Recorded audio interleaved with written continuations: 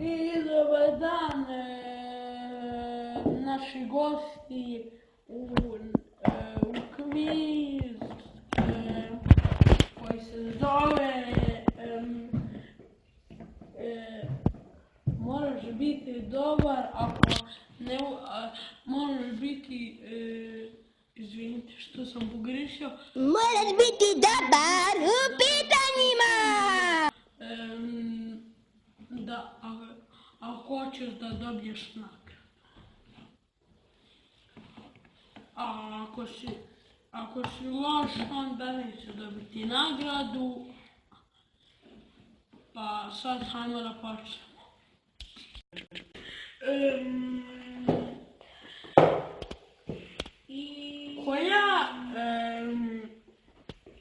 Koje sve postoje,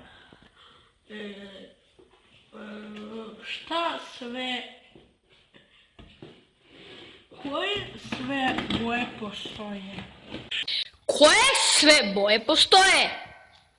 Narančasta, bijela, crna,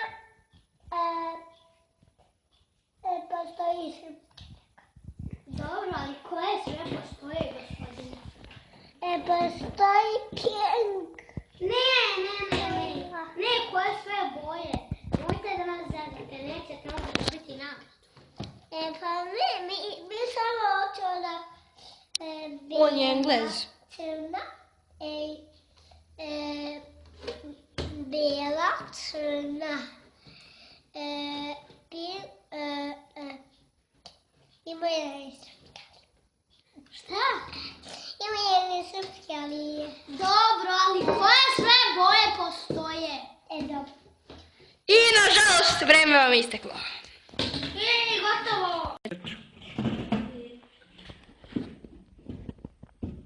Da li mačke imaju 60 života? Pitanje, da li mačke imaju 60 života? Vreme teče sad. Nemaju, ali imaju... Bravo! One nemaju 60 života, one imaju samo 9 života. Tačno ste pogodili, osvojili ste 1 poen.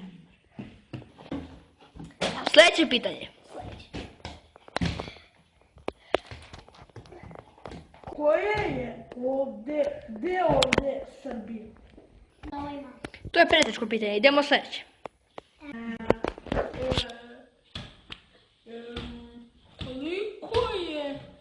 Koliko je